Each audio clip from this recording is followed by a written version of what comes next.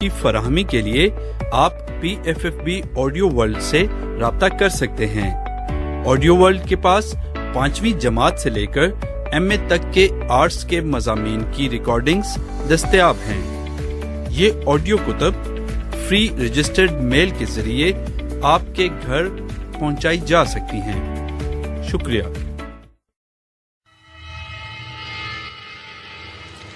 خوبرالی کا آدم خور، اس کو آپ کے لیے پڑھا حیدر فاروق نے، لکھا مقبول جہانگیر نے، اور یہ کتاب 3 کیسٹس پر مکمل ہوئی۔ آڈیو کنٹرولز پہ ہیں پاپر جان۔ یہ اپنی قسم کی ہماری ریکارڈنگ کی پہلی کتاب ہے۔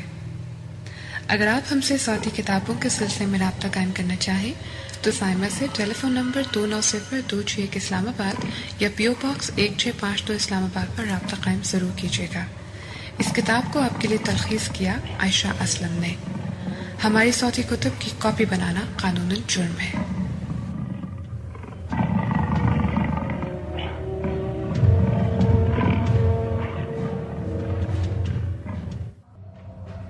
شکار کا شوق انسان کی جبلت میں ہے۔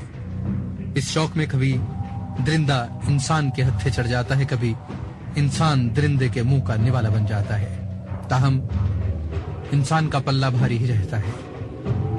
جہاں جہاں گھنے جنگل ہیں وہاں شکار کی بہتات ہے۔ ان میں افریقہ کے تاریک اور ہندوستان کے گنجان جنگل نمایاں ہے۔ شکار کی یہ جان جوکھوں سے بھرپور مہمیں شکاری کو ایسے عالم میں لے جاتی ہیں جہاں اسے دنیا و مافیہا کا ہوش نہیں رہتا ہے۔ ہوگرالی کا آدم خور۔ ہوگرالی کا آدم خور شکار کی ایسی ہی بے مثال لرزہ خیز اور سچی مہموں پر مشتمل داستان ہے۔ واقعات اتنے ہوشربا اور حیرت انگیز ہیں کہ جا بجا دل کی حرکت رکنے لگتی ہے۔ ان واقعات میں ممکن ہے کہیں کہیں آپ مبالغہ آرائی کا شبہ کریں، لیکن دنیا میں سبھی قسم کے واقعات و حادثات رونما ہوتے رہتے ہیں، اس لیے انہیں مبالغہ کہہ کر نظر انداز نہیں کیا جا سکتا۔ قرائے ارضی حیرتوں اور تماشوں سے بھرا پڑا ہے۔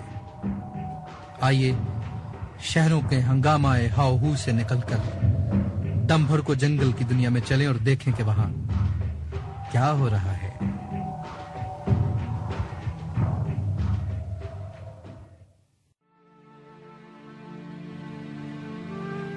یہ 1907 کا ذکر ہے۔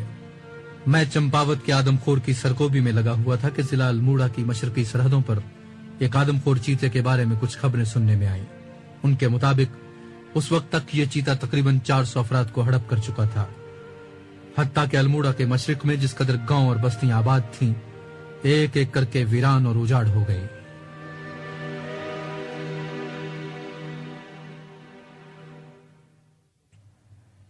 کسی آدم خور سے 2 ہاتھ کرنے کے لیے ضروری ہے کہ شکاری اس علاقے کے چپے چپے سے آگاہ ہو۔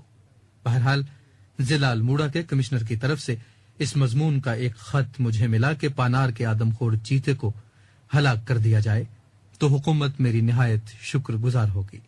میں نے جواب میں لکھ دیا کہ میں پہلے چمپاوت کے آدم خور سے نمٹ لوں، اس کے بعد پانار کے چیتے کی باری آئے گی۔ اس آدم خور کے بارے میں تفتیش کے بعد مجھے جو باتیں معلوم ہوئی ان کے مطابق وہ نیپال سے تقریباً 200 افراد کو ہڑپ کر کے کماؤں میں داخل ہوا تھا اور پھر 4 سال کے عرصے میں کماؤں کے اندر مزید 234 آدمیوں کو کھا پی کر برابر کر دیا۔ ادھر ادھر کی سیر کرنے کے بعد جب میں نینی تال واپس آیا تو ایک روز ڈپٹی کمشنر مسٹر بریتھڈ مجھ سے ملنے آئے۔ انہوں نے مجھے تفصیل سے تمام حالات سنائے اور وعدہ لینا چاہا کہ میں پہلی فرصت میں اس کا قصہ ختم کرنے کے لیے قدم اٹھاؤں گا۔ میں نے مسٹر بریتھڈ سے کہا کہ اگر وہ میری 2 شرطیں مان لیں تو میں وعدہ کر سکتا ہوں۔ بتائیے، اگر میرے امکان میں ہوا تو 2-4 کیا آپ کی ہر شرط ماننے کو تیار ہوں۔ پہلی شرط یہ ہے کہ گورنمنٹ نے آدم خور کو ہلاک کرنے کے سلسلے میں انعام کا جو اعلان کر رکھا ہے اسے فوراً منسوخ کر دیا جائے۔ دوسری شرط یہ ہے کہ اس وقت جو پیشہ ور شکاری آدم خور کے تعاقب میں لگے ہوئے ہیں ان سب کو جنگل سے واپس بلا لیا جائے اور جب تک میں نہ کہوں کسی کو جنگل میں گھسنے کی اجازت نہ دی جائے۔ 1 ہفتے سے پہلے ہی مجھے اطلاع پہنچ گئی کہ گورنمنٹ کو میری دونوں شرطیں منظور ہیں۔ اس کے ساتھ ہی ڈپٹی کمشنر نے کاغذ کے ایک پرزے پر لکھا تھا، پالی کے مقام پر آدم خور نے ایک عورت کو مار ڈالا ہے، فوراً پہنچو، یہاں گاؤں دیبی دھورا اور دونا گھاٹ کے درمیان واقع ہے۔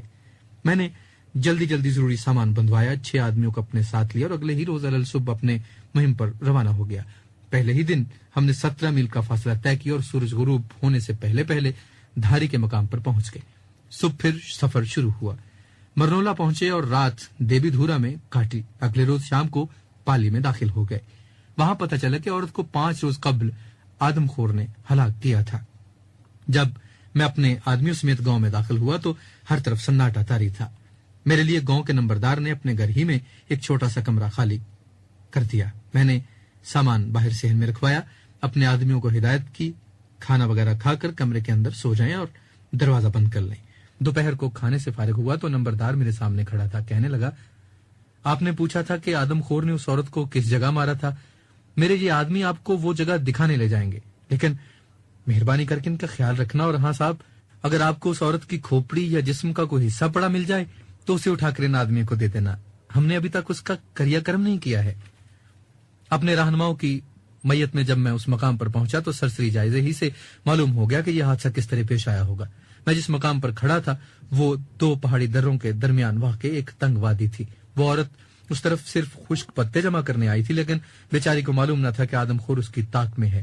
عورت درخت پر چڑھی تاکہ شاخوں کو ہلا کر پتے نیچے گرائے، اور جب وہ اس مقام سے فارغ ہو کر درخت سے نیچے اتر رہی تھی تو آدم خور چپکے سے وہاں آیا۔ اس نے پچھلی ٹانگوں پر کھڑے ہو کر اپنا اگلا پنجہ آگے بڑھایا اور عورت کی ٹانگ پکڑ کر اسے درخت سے گھسیٹ لیا۔ میں نے اس درخت کے گرد جمے ہوئے خون کے سیاہ دھبے بھی دیکھے۔ ان دھبوں کے ساتھ ساتھ آدم خور کے پیروں کے نشان بھی نمایاں تھے۔ انہیں دیکھ کر مجھے اطمینان ہوا کہ مقابلہ کس سے ہے۔ میری حریف ایک آدم خور شیرنی تھی۔ شیرنی کے پیروں کے نشان دیکھتا بھالتا میں اس شیرنی کے جتنے واقعات سننے میں آئے ان میں سب عورتیں ہی شکار تھیں یا کم عمر لڑکیاں۔ شیرنی نے کسی مرد پر ابھی تک حملہ کرنے کی جرت نہیں کی تھی۔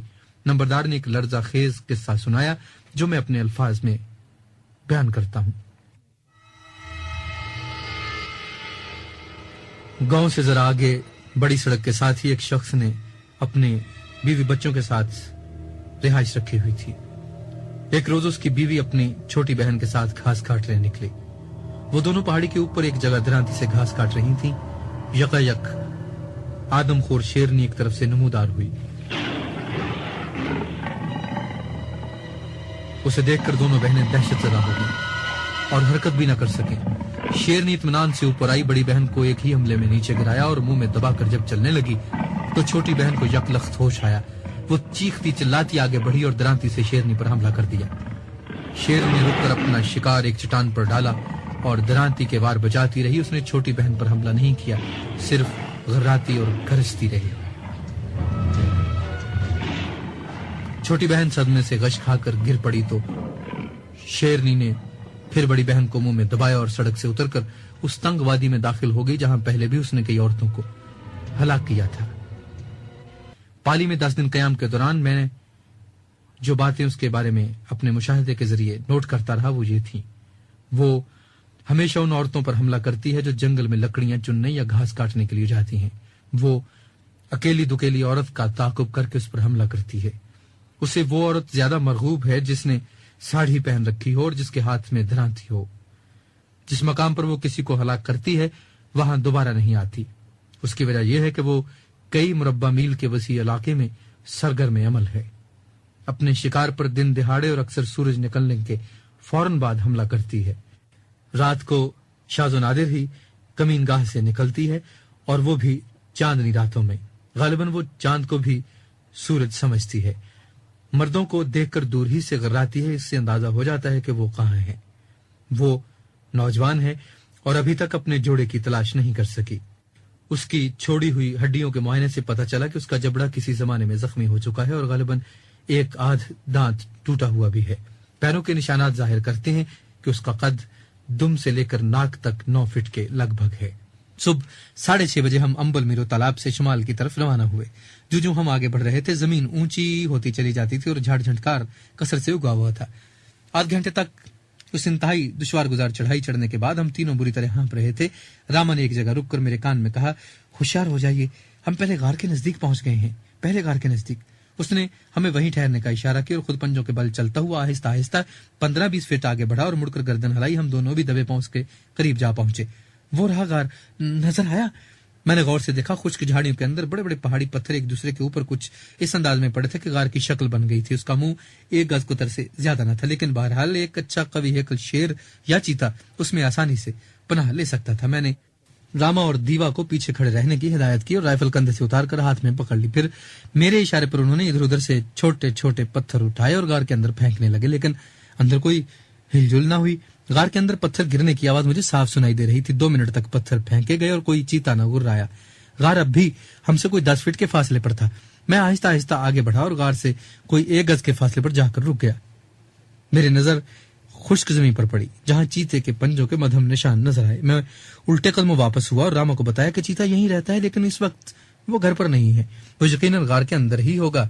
راما نے پورے اعتماد لہجے میں کہا. اب دیکھتے ہیں کہ سورج آسمان پر چمک رہا ہے. اگر یہ وہی چیتا ہے تو ٹھیک دوپہر کو باہر نکلے گا. انہوں نے ایک بار پھر پتھر اٹھائے اور زور زور سے غار کے اندر پھینکنے لگے اور ابھی 3-4 پتھر ہی پھینکے ہوں گے کہ غار کی تاریکی میں سے گرجدار آواز بلند ہوئی. ہم فوراً پیچھے بھاگے اور چند ثانیے بعد ایک قدآور اور جسیم چیتا غار کے منہ پر کھڑا چندھی آنکھوں سے ادھر ادھر دیکھ رہا تھا. تاریکی سے یکدم روشنی میں آتے ہی اسے پہلے کچھ دکھائی نہ دیا، لیکن کچھ لمحے بعد اس نے ہمیں وہاں کھڑے دیکھ لیا. اس کی نگاہوں میں حیرت کے آثار تھے. ہم سانس روکے دم بخود کھڑے تھے. اس نے منہ کھول کر انگڑائی لی، آہستہ سے گرایا اور ایک طرف کو چل پڑا. فائر کیجیے صاحب، فائر کیجیے، راما نے بے تاب ہو کر کہا. لیکن میں نے گولی چلانے سے پہلے پوری قوت سے آواز دی، راجا راجا راجا. اگر آپ بولتی کتابوں کے بارے میں ہم سے رابطہ قائم کرنا چاہیں تو PO باکس 1652 اسلام آباد یا ٹیلی فون نمبر 290261 پر تائمہ سے بات کیجیے. شکریہ.